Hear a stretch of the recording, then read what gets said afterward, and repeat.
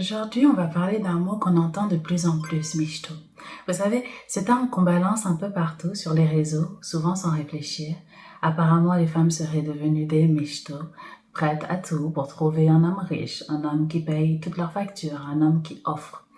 Mais j'ai envie de vous poser une vraie question. Et si derrière ce mot, il y avait surtout une manière de rabaisser les femmes, encore une fois, parce qu'on va être honnête. Des gens intéressés, il y en a des deux côtés.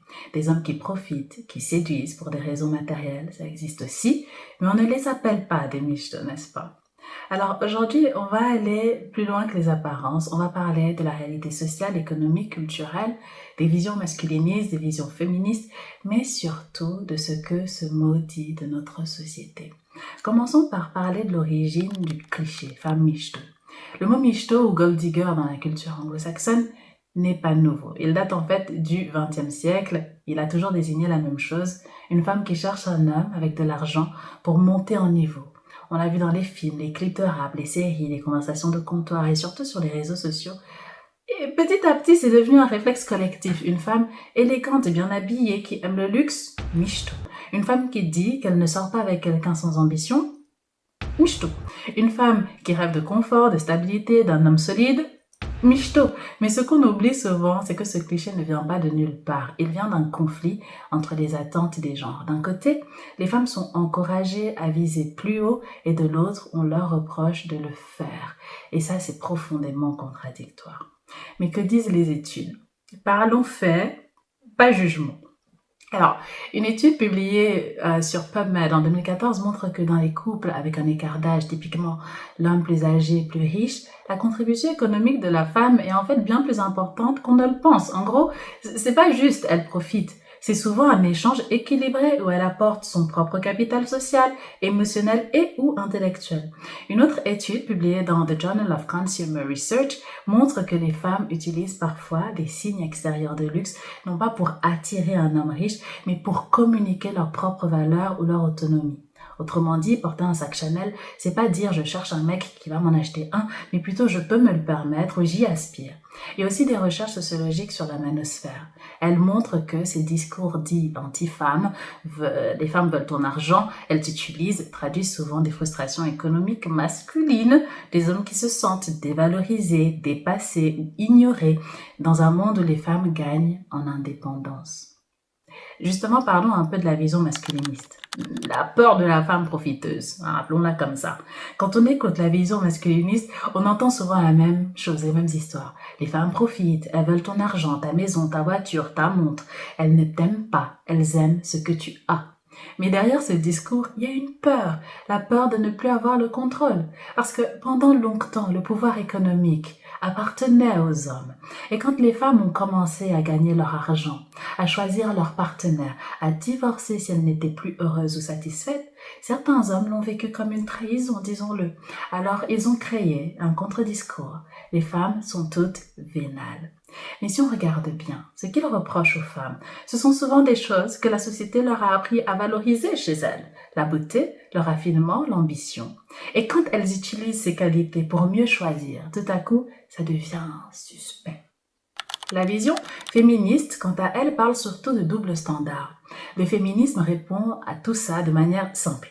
Pourquoi ce serait mal pour une femme de vouloir la stabilité financière alors qu'un homme qui veut une belle femme n'est pas jugé? C'est un double standard.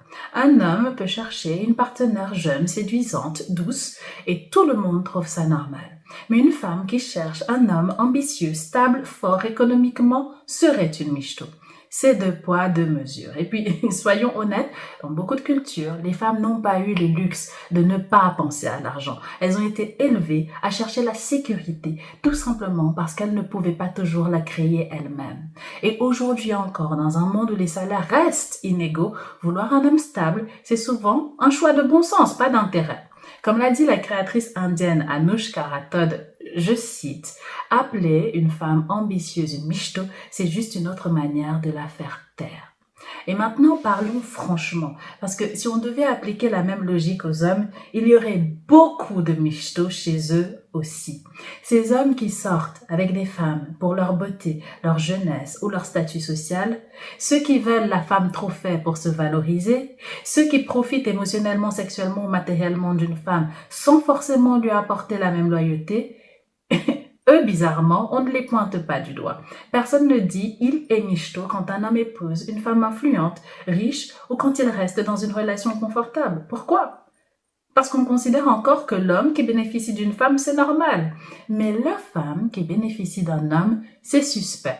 Et c'est là que le mot michto révèle toute sa fonction sociale. Il sert à culpabiliser les femmes d'avoir des attentes et à protéger les hommes d'avoir à se remettre en question.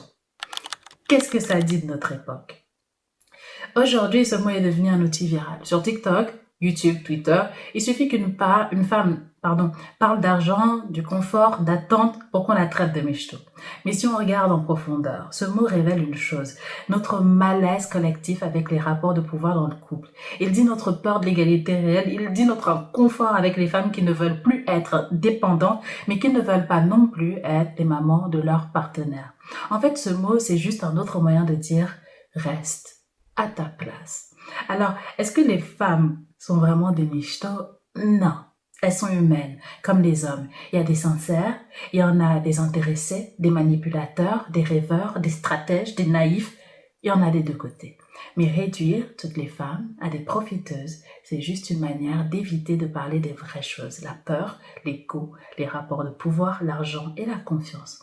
Alors la prochaine fois qu'on vous dit les femmes sont-elles des michtos? Ou les femmes sont toutes des michtos? Répondez simplement, peut-être que ce sont juste des personnes qui savent ce qu'elles veulent. Et ce n'est pas être une michto, c'est être lucide. J'espère que cette vidéo vous a plu autant qu'à moi. Je sais, j'ai un peu tapé du poing, j'ai tapé dans la fourmilière, mais j'ai trouvé que c'était nécessaire de remettre l'église au milieu du village, étant donné tout ce qu'on entend en ce moment sur les réseaux sociaux. N'hésitez pas à me dire dans les commentaires ce que vous avez pensé de cette vidéo, à en débattre. Je suis toujours ouverte à entendre, à lire ce que vous pensez, que vous soyez d'accord ou pas. D'ici là, je vous fais des bisous et je vous dis à tout bientôt. Mouah.